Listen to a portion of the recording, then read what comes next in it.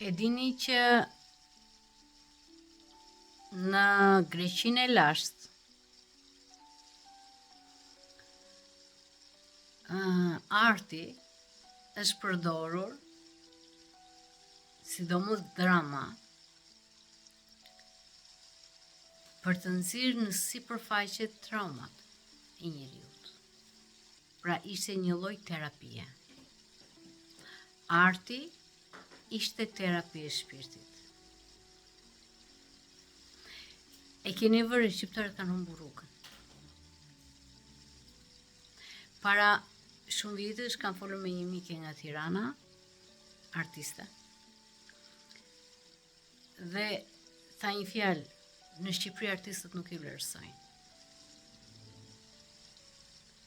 E vërtetë është kjo? Kur e kupton vlerën e yllit? Kur vjen nata? Njëtën gjithashtë dhe asaj. Shqipëria ka nevojë për artistë. Jo artistë bëjnë zhgaravina. Se artisti që bën zhgaravin, me ato bojrat shumë të ngatruara, edhe botën ashtu e shikon. Dhe nëse do t'i japësh çelësin e një populli, si ato zhgaravinë do ta kthej dhe atë popull. Prandaj, Shqipëria ka nevojë për artin e bukur, ka nevojë për poezinë e shpirtit, jo poezinë e adoleshentëve të vonuar, por për poezinë që të prek shpirtin. Keni dëgjuar për sekretin e 40-s? Shumë e hershme kjo. Si ka thënë një filozof dietar arab, Ibn Arabi, në 40 hapen portat.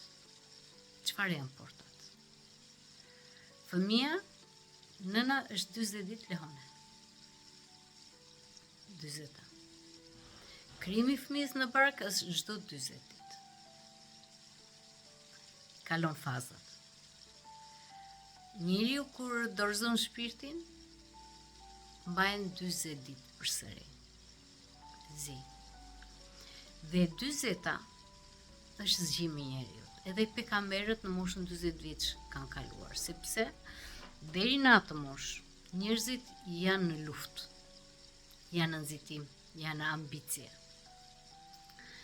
Dhe kur vjen mosha 40 vjeç, pra shpirti është aktiv deri në moshën 7 vjeç tek njeriu, pastaj bie në gjendje gjumi, nuk është në gjumë, është i tërhequr, i lë trupin të riprodhohet, të ketë ambicie, të luftoj. Dhe kur vjen mosha 30, fillojnë përplasjet, fillojnë krizat e zgjimit, them unë, deri në moshën 40 vjeç. Dhe aty hapen portat. Aty është lindja e dytë e njeriut, që lidhet me shpirtin. Aty vjen urtësia, maturia.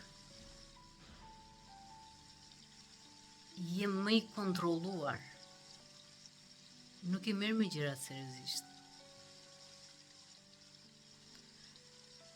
Pra është lindja e dytë, lindja e shpirtit.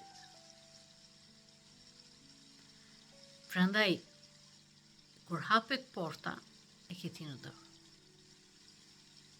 Ose do zgjedhësh zgjimin, ose do ngurosesh dhe çdo gjë janë të këqija për ty.